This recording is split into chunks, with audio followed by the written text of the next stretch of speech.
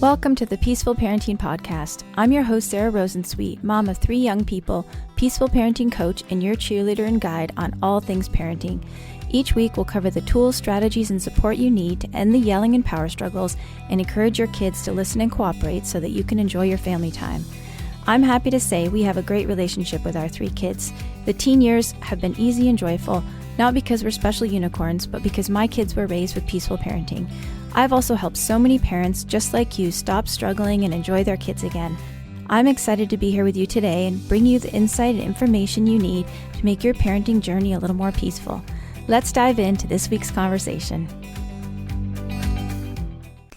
Hey everyone, welcome back to the Peaceful Parenting Podcast. Today's episode is a guest expert interview. Our guest today is Rosalia Rivera from Consent Parenting. She helps parents learn how to educate their children on body safety, boundaries, and consent so that we can empower our children to prevent abuse. This was such a great conversation, and I know you are going to learn so much, and I hope that you enjoy it, and I hope you learn a lot from it. It's a really serious topic, and it's something that I think we all need to know more about. Before we jump in and meet Rosalia, I just wanted to share an awesome podcast review that just came in. And I think the person's name is Ains.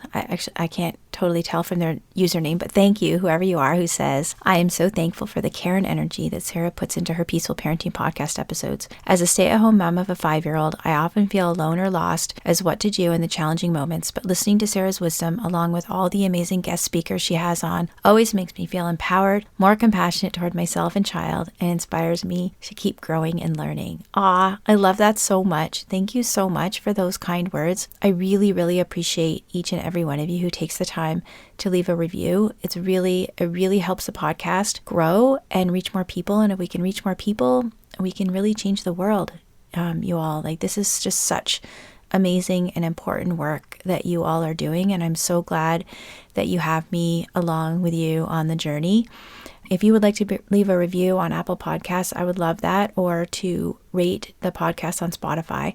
And if you want to keep growing and learning, I would love for you to check out my How to Stop Yelling at Your Kids course. It's at sararosensweet.com/yelling. It's a free course, and it's a really great first dive into peaceful parenting. Our first big idea of peaceful parenting is a focus on self-regulation, and that doesn't mean that we never get upset. That's completely unrealistic. We, of course, are going to get frustrated and annoyed with our kids because we're human and they're children and they're messy and life is challenging and busy. But we can work towards calming ourselves so that we can respond when things are hard rather than reacting out of anger or frustration. And the first step of that is learning how to do it. And that's what the How to Stop Yelling at Your Kids course is all about. So it's free and you can sign up at sararosensweet.com/yelling. Okay, now let's actually check in with Rosalia. This is such a great episode. I'm so glad to be able to share it with you. Hi, Rosalia. Welcome to the podcast. Thanks for having me. How are you? I'm good. Can you tell us a little bit about yourself and what you do? Sure. So I'm a consent educator and child sexual abuse prevention specialist.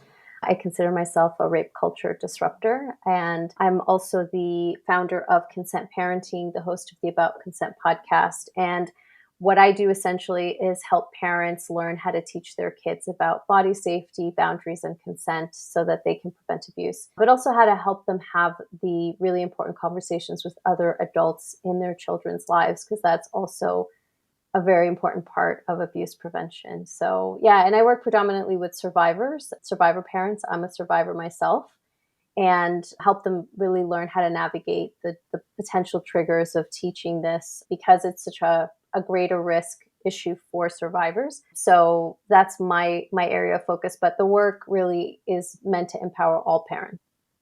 Is it a greater risk issue for survivors because their eyes are opened to the issue? Is that what you mean? There's a couple of reasons. One is that it can be such a hard topic to broach that they just don't do it at all. And it increases the risk for their family just because they haven't talked about the topic. And for the most part, survivors are very acutely aware of the risk. So instead of educating themselves or their children, because it's such a difficult topic to talk about, they will just turn to overprotective measures. And those actually disempower their children because it tends to create a lot of trust issues in the relationship. The parent doesn't feel that they can share the why of why they're being so overprotective. And then children tend to resent the restrictions to all of the activities that maybe they see other friends do. Right. And maybe they'll feel like they can ask questions also, or they don't have information. Yeah, there's a sense of, there's a fear-based overprotectiveness, and so there's, it just creates a lot of barriers in communication. So that's one of the reasons. The other reason too is because the fact that survivor parents are so apprehensive to talk about the topic in general, they don't talk about it with anyone, which means that they become less informed about the various forms of risk. So, for example, my mom is a survivor. I have permission to share her story, but her situation was with someone outside of the family when she was in her early teens. And in her mind, that was the way that she needed to protect us, that someone from the outside was the danger. And so when she was raising us, she never talked about it with anyone. It was, about her own situation. So in teaching us about body safety, it was really fear-based, and it was about protecting from, anyone outside the home, and didn't realize that actually there's a 30% chance that it's actually someone within your home or within your family structure. And so that prevented her from looking in different places, right? And so what happens is there's a lot of blind spots for survivors because they're not talking about it with other people. They're afraid to talk about it. And so they don't learn that they're maybe not communicating with other survivors to say, actually, this is how it happened for me, and to really have a bigger picture view of how it happens in general. So that's one of the reasons. What's funny though is that a lot of people think, well, I'm not a survivor, so therefore I don't have that problem. But parents who are not survivors have very different blind spots, which are almost as bad, because they just think, well, it never happened to me, or I don't know anyone who it's happened to, therefore it's not a non-issue. And so they also don't educate themselves about it, or don't talk to other people about it to learn. So it's kind of, it's not that it's a greater risk for survivors because of that, but it's mostly because they don't know how to talk to their kids about it, or they're afraid of broaching the topic. But both survivor and non-survivor parents have a lot of blind spots. So I just want to Yeah. clarify those distinctions. So it's important to get educated about this, whether you've had the experience or not.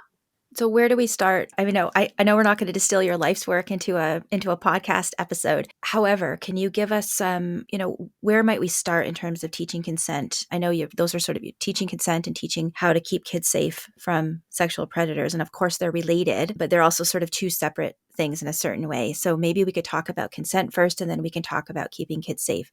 So if you could maybe highlight a few things that you teach about teaching consent, that would be really great. Yeah, for sure. So I love that you brought that up about the fact that they are two separate things, and that distinction is really important, because I think parents have the misconception that consent is something you talk about when your kids are in their teens and they're starting to become sexually active. But on the contrary, consent is really just the concept of asking for permission, and it's founded on the concept of body autonomy, right? Our body rights. So we can teach this concept at a very young age, and we should, because it's really founded on body rights. So if we start from the place of teaching consent education, we can really then make abuse prevention much more effective. So consent education and abuse prevention go hand in hand, but they are two separate things. And I like to say that consent education is the foundation from where we can teach abuse prevention. You can jump into abuse prevention, but then it's going to be more fear-based, because children won't understand that they have rights. So we want to start from an empowering place, which is teaching kids about body autonomy. Your body belongs to you, right? Which is the same term. Yeah, because if you have a kid who believes that their body belongs to them and they're willing to say something that doesn't feel right, they're going to be a lot safer from a sexual predator. Right, correct. So helping kids understand that they have body autonomy, that we will honor their body autonomy, how we're going to do that, how they can practice setting boundaries, explaining to them the concept of boundaries, right? What is that? Helping them learn to figure out what their boundaries are so that they can develop those boundaries, have a greater sense of body autonomy and boundaries because of it, and then learn how to implement it. So, when kids understand autonomy and boundaries, they can then start to develop a greater sense of what the boundaries are for them, and then implement them by communicating those boundaries I like that. I don't like that. I would like a hug. I don't want a hug. How about this instead? Please don't tickle me. Please stop, right? Like learning how to set those boundaries, how to uphold the boundaries, which is another layer of it. And then also what to do if someone doesn't respect your boundaries, right? Because we don't want kids to just go off in the world and say, no, stop. And then unexpectedly the person doesn't stop and they go into freeze mode, right? So we want to equip them with language of, what to do in a situation if they can't do anything, which is very possible and very probable, being that children are small and vulnerable and they're younger. We want them to know it is possible that someone doesn't respect your boundaries. And here's what to do in that event, right? Run away, come and tell someone. If you couldn't get away, it's still important to tell, and it's okay, and you'll be safe. So giving them the reassurance that reporting an unsafe situation is key. So that's the foundation, right? So body autonomy, boundaries, and then the concept of consent can be applied now, right? So consent is that someone should be asking you if they can hug you, if they can tickle you, if they can brush your hair, right? When kids are young, we have to set some parameters around health and safety, right? So I know a lot of parents go, well, what about if my kid has to brush their teeth and then they tell me my body belongs to me? Or medicine, Well, or. or any of those situations, Mhm. crossing the street, getting into a car, putting on a seatbelt, right?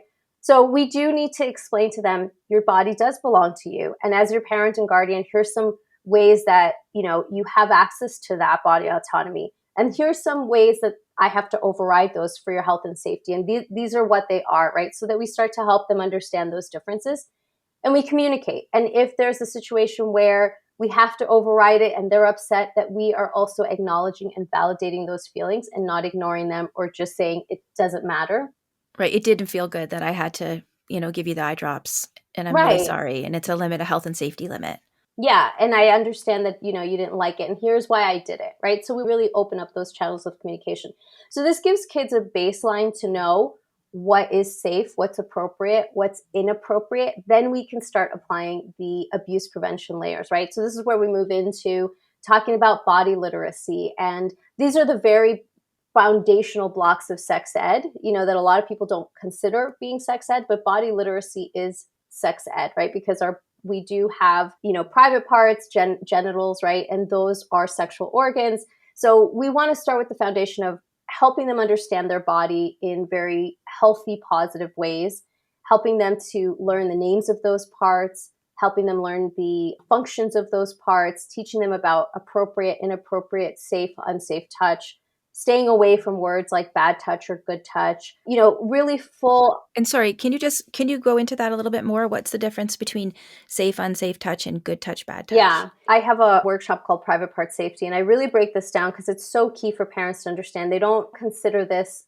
because they think, well, if I teach my child about pleasure, or if I teach them about things like an erection or about the clitoris, then, am I taking away my child's innocence? And I want to dispel that, because you're not going to take away your child's innocence. Helping them learn about their own body is actually very empowering. It doesn't remove their innocence. The only thing that can take away their innocence is an offender, right? And we make them vulnerable when we don't give them this information. So what I mean by teaching the right terminology is that when we're teaching kids about the functions of their bodies, this includes teaching them that these parts of our bodies are extra sensitive. They have many more nerve endings than any other part of the body. So they're going to be naturally sensitive. Children are going to naturally discover that when they become body aware and self-aware, and they are going to want to explore that. It's very natural. I think a lot of parents think of this as like, oh my God, they're masturbating, or, should I be discouraging this behavior? We don't want to discourage it, but we want to build safety around it, right? So we want to let them know, hey, I understand that, these parts are sensitive. They may even feel good to touch. I've noticed that, your hands are in your pants very often. So here's some safety around it. It's okay to do it. You're exploring your body, but it's important to do it in private. And it's also important to do it, by yourself, not with anyone else, right? So really building the safety parameters around it, and then letting them know what is safe and what is not safe. No one else should be touching you, or, this isn't an activity that you should be doing with anyone else, and no one should be asking you to do that with them. We want them to know that that's not safe, right? If someone asks you to do it, that's not safe. If someone's asking you to show them, that's not safe. The reason why we want to stay away from the words good and bad touch is because when kids understand that self-exploration feels good, Yeah. they may consider that as a good touch, right? Right. And so if we're saying that's bad touch, it can be very confusing to them if it actually does feel good. That makes so much sense. And an offender could manipulate that. So if we tell them, that's bad touch, and then someone touches them and it feels good, and that offender knows that because they understand physiological responses, they can take advantage and say, well, you liked it. It felt good to you. So obviously you're bad because, and so they can And really make it shameful. make it Yeah. shameful, manipulate the child. So we want them to know, hey, I understand it can feel good, but here's the way that can be a safe self-exploration or safe activity for you to do. In So your room by yourself in kind your of room thing. by yourself, yeah, and just redirecting the behavior in a non-shaming way, because ultimately we want kids to really learn about their bodies in safe and healthy ways, right? But we want to make sure that they aren't vulnerable to exploitation by using the wrong language. So that's the main reason. Yeah. I mean, just to like talk a little bit about the pleasure thing too. Like I've thought about this a lot in my life, and that like teaching kids that your body should be a source of pleasure for you also underlines the consent thing, because you don't ever want to say yes to something that doesn't feel good for you. Maybe that's totally obvious, but I honestly don't think that a lot of girls and women, at least in my generation, were raised that way. Oh, absolutely. Absolutely. In fact, the way that I was raised in a very conservative Catholic home. And I was raised to believe that, first of all, sex was sinful outside of marriage, but within marriage, it would not be pleasurable. And so it's like something that you had to kind of grin and bear. And, that was just how it goes if you want to be able to start a family. And so that was what I was raised with. Like, I didn't believe that. I was never raised to believe that I had a right to pleasure, or that was something that I could explore on my own. So, and I think that this is where the fear is for a lot of parents. It's like, if I encourage that, is that going to turn my child into someone who's going to masturbate all the time? And, and the thing is that at that age, particularly when your children are very young, this is a self-soothing behavior. It is not erotic in the same way that adults consider sexuality. So we really need to make that, we need to understand that from a physiological perspective, a mental and, physical developmental stage of the child, what that experience is. Just to go on that, it would be similar to like sucking your thumb or stroking a soft stuffed animal or something like that. Yeah, it's almost like curling your hair, like twirling your hair rather. Yeah, it's sort of that just self-soothing. It feels good and it's calming me, right? It's kind of behavior. And again, it's just really exploring areas that are just naturally sensitive. When we're talking about private part safety, I think a lot of people go, "Oh, I teach my kids about the name penis and vagina, and like that's the extent of it." And it's so much more than that, right? But beyond that, once we've taught that, we want to make sure that kids also are getting other information that's going to help them stay safe around secret safety, around exit strategies, around, understanding the concept of a tricky person, understanding how to report safely, that they have more than one person to report to, because you don't want to be the sole person that they depend on as the safe person. So there's a lot of different layers as your child grows that you want to keep adding. So it's like a scaffolding where you have your foundation of consent and understanding body autonomy and boundaries and all that. And then we move into those next pieces that just keep getting layered on. So this is an ongoing conversation. And I want to remind parents, when people hear this, they're like, oh my God, it's a lot to teach. But you don't have to teach this in 1 month or 1 year. It's something that is going to, practice it through your parenting. It really requires a shift in perspective of, oh, my child is an autonomous being and I do need to respect it, because that's the baseline that they come to expect. If they're going to start going to school, then teaching them about the dynamics of figures of authority, and it's important to be cooperative in class, but never at the expense of body safety.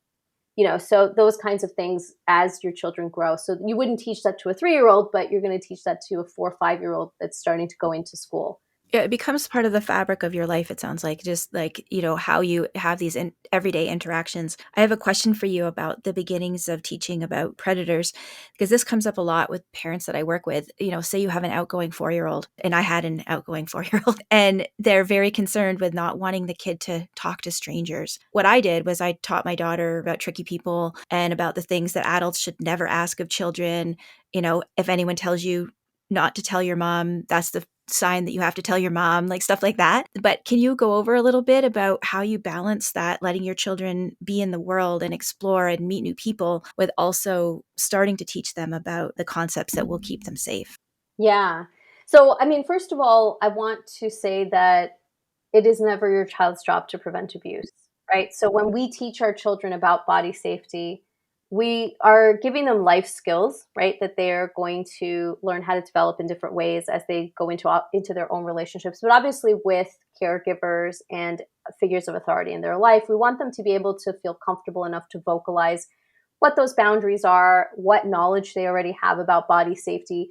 Because when a child can vocalize that, it sends a signal to that adult or peer that they have knowledge about body safety. And that's going to be a deterrent for anyone who is trying to target a child for grooming them. Because usually that's the first step.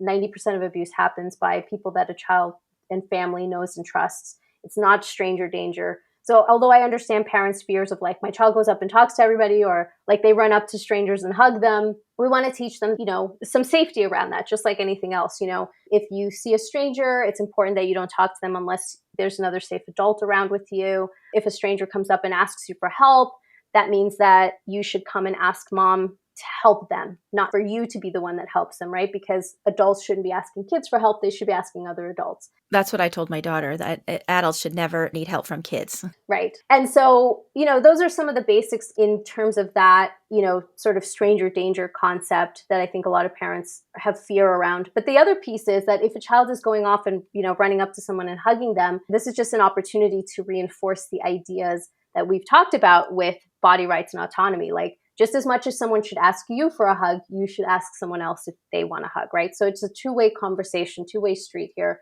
And so it's just an opportunity to reinforce that. But then as it relates to helping kids be safe in the world in general, it's really our job to talk to those other adults, right? So if a child runs up to a stranger, if they're with you, then you can let them know, oh, my child, just wanted to say hi, and you can kind of help guide that conversation to make sure that it's obviously safe, and for your child to see that you're the main person to interact with the adults here, and you can help guide that. But then also on the flip side, with people that they do know and adults that they are interacting with or caregivers, it's really our job to communicate to those adults and say, hey, we're teaching this in our home. Because otherwise we will live a very paranoid life. We'll say like, will my child know what to say? Will my child know what to do? Will my child, be safe in that environment? But we can help add additional layers of safety by having those conversations first with those adults. Hey, we're teaching them that they don't have to hug or kiss. We're teaching them that, people need to ask for permission before tickling, that they have a right to say no. These are the things that we're teaching in our home. If you're putting them in a daycare or a preschool, talking to the caregivers there and saying, we're currently teaching them about private part safety. So if you happen to hear them using those terminologies, that's because we're teaching that at home. And that's a signal to those adults to say, hey, we're proactive in our family around this topic, and our child's not an easy target, is essentially, what we're saying without pointing fingers or saying, we don't trust you. It's just to say, we are teaching this. We want you to know so that you're on board with supporting this education. If you have questions, I'm here to answer that. And so we really create more awareness with those caregivers and adults that this is what's happening. It's going to reduce the likelihood of your child being targeted dramatically.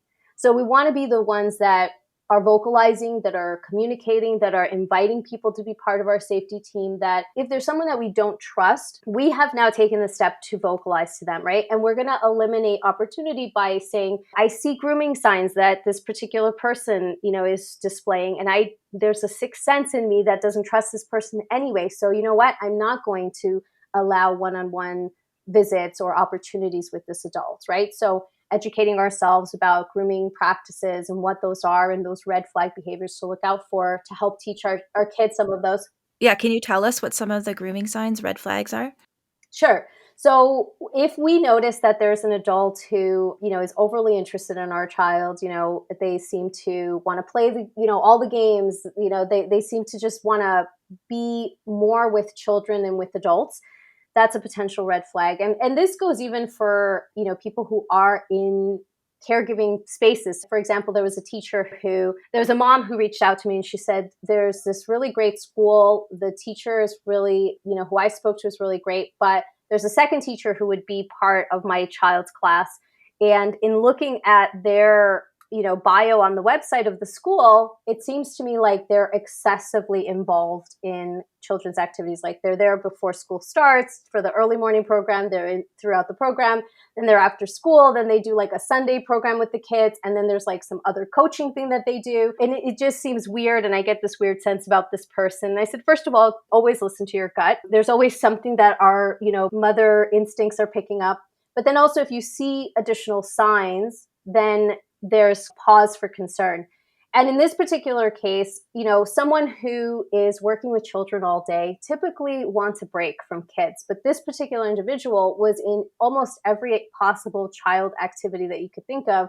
He was not married. He just had a lot of signs that made you pause. And so she was concerned. And I said, well, here's what you can do. We went through a whole action plan of how to communicate with the school and with that particular teacher. I don't know if she ended up like deciding against going to that, putting her child in that school altogether. But the point I'm making with that story is that it's important to listen to your gut and to look at signs, right? So some of the other signs is that that person is requesting a lot of one-on-one access with your child. Oh, I can pick them up from school, or I can take them to go get ice cream, or, I'm going to the mall. I'd be happy to, take them and give you some free time. So if they're like constantly offering some free babysitting, that's a potential red flag, right? Another one is also frequent gift giving, particularly if it's excessive or if it is something big that's outside of a birthday or Christmas. And you notice that maybe some of it is secretive, like maybe there's stuff that you're discovering that they gave them before that they maybe told the child not to tell you, right? So if they're asking the child to keep any kind of secret, whether it's quote unquote innocent or an okay secret according to them, and your child didn't tell you about it, that's another grooming sign where they're,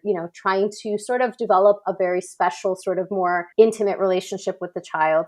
Another one would be also excessive touching. That's not necessarily sexual, but it seems like they're crossing body boundaries that seem quote unquote innocent again, so it could be just tickling or like hugging a lot or, rubbing like their shoulders or their head, or there's something that, it's non-sexual, but you could see that it's like sort of trying to normalize that touch so that it can escalate to other, more sexual touch later. So those are some of the ones that, just off the top of my head, I would say are the most prevalent ones. And, some parents go, well, my father does that, and I don't think he's a predator. Like he's always giving her gifts and he's always suggesting to take her out or whatever. I don't think he's a predator. And I'm like, well, do you see any other signs besides those? And do you have a gut feeling? Is there anything that your child senses, or is showing signs that they don't necessarily want to be alone with grandpa? So you got to look at all of these different elements to decide. And I think for a lot of survivors in particular, it's hard because they're like, is it just my trauma response, or is it actually my gut intuition?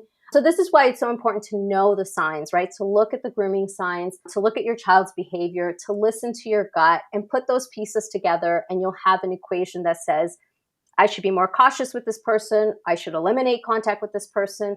Or, I'm just going to watch. I'm going to just Yeah. continue being vigilant in And the not let them do meantime while I get Yeah. more information, right? So you want Yeah. to constantly be gathering information, particularly if there is someone who you're concerned about, and then make decisions based on that and continue to teach your child about abuse prevention, continue to communicate with that particular person about what you're teaching in your home, what practices you have. Make requests. Be okay with making requests like, I noticed that you gave my child such and such things, and, it was under the innocent secret kind of thing, but we're teaching our child that we're not doing that. And so please respect our family rule that we're not keeping secrets, even innocent secrets, so that they're aware. And this is, again, going to really put up a wall of defense, because if that person had the intention of grooming your child, now they're going to realize, oh, this is not going to be an easy target.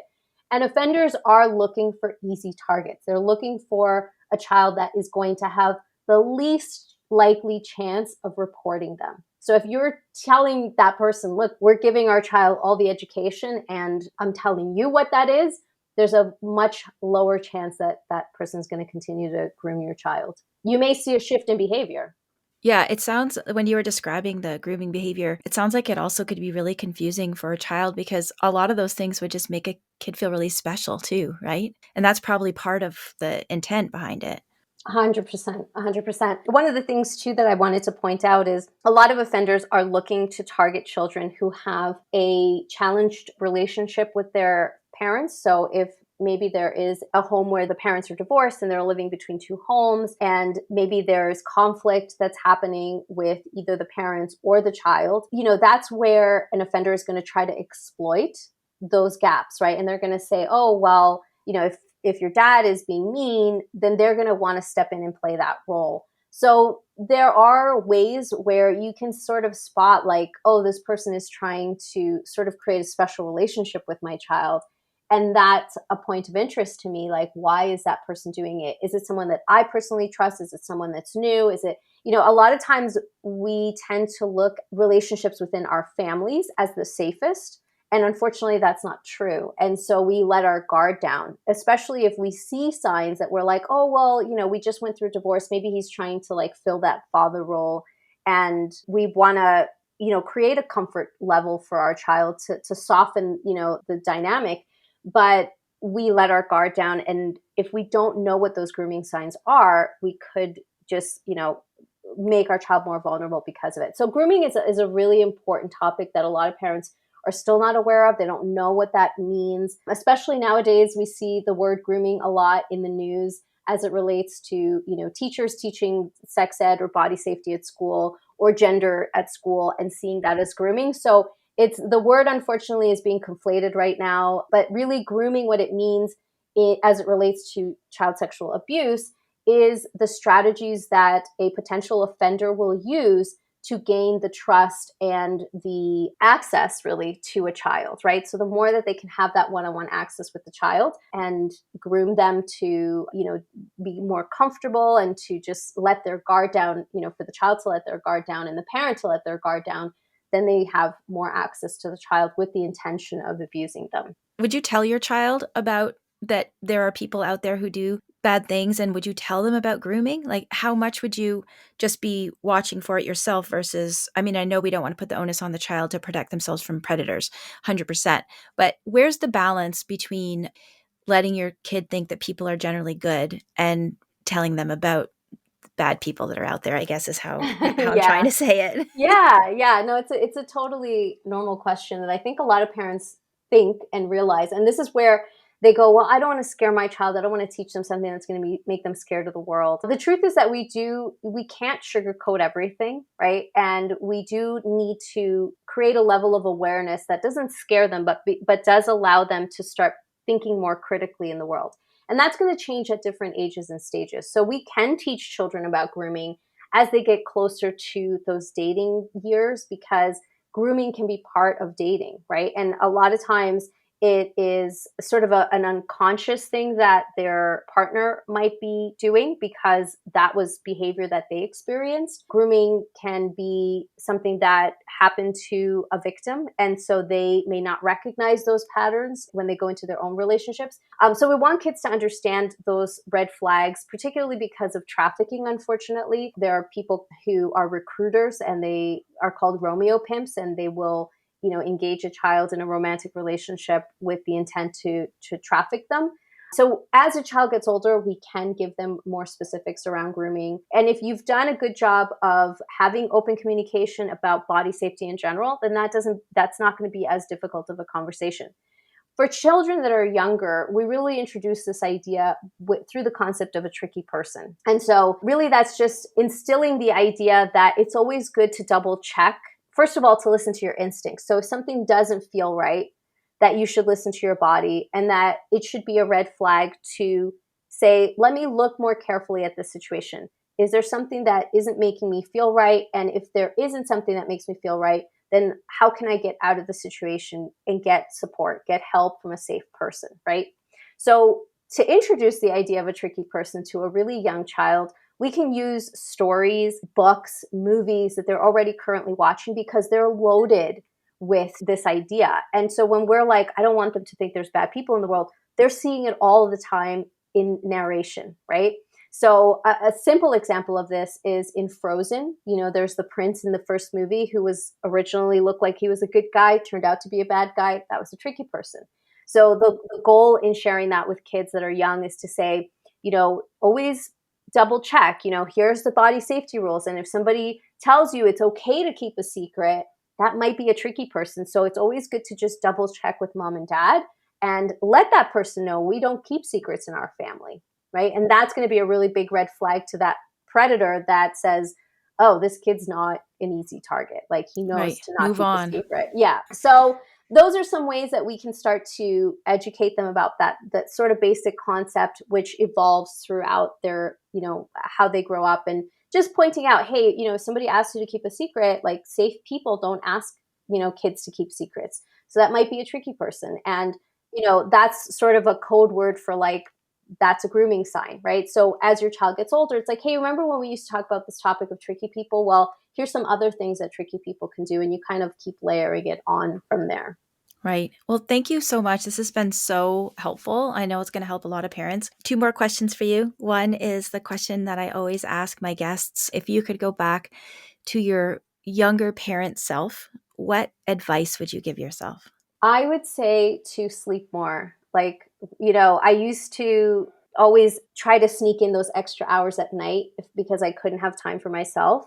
And then I'd still wake up really like that much more tired the next day. And I wish that I would have taken those naps or, you know, gone to sleep earlier, because I would have had so much more energy and so much more patience and tolerance, particularly when you know your kids are toddlers and they're just like hellions sometimes, where you really need that patience. That was sort of the catalyst that helped me really start to think about conscious parenting. But I wish that I had been able to have more sleep. So I would tell myself, sleep more. Sleep more. You can have me time later. Yeah. Yeah, it's hard, I think, because there's this, you have to weigh the costs and the benefits, right? Because if you might enjoy that time that you read a book or watch Netflix, but then you're crankier the next day. So yeah, I always tell my clients, just go to bed early 3 nights a week. Even if you can't go to bed early every night, just maybe 3 nights a week, go to bed when your kids go to bed. I love that advice. Yeah. Yeah. Thank you. And my final question is, where can parents find out more about you and what you do and work with you? Yeah, thank you. So consentparenting.com is my website and the hub of where you can get free resources, any of my workshops or my blog. So lots of content there. And I'm also really active on Instagram and Facebook. So you can also connect with me there. And the handle for both of those is Consent Parenting. Thank you so much, Rosalia. Thank you. Thanks for listening to this week's episode. I hope you found this conversation insightful and exactly what you needed in this moment. Be sure to subscribe to the show on your favorite podcast platform and leave us a rating and review on Apple Podcasts. Remember that I'm rooting for you. I see you out there showing up for your kids and doing the best you can. Sending hugs over the airwaves today. Hang in there. You've got this.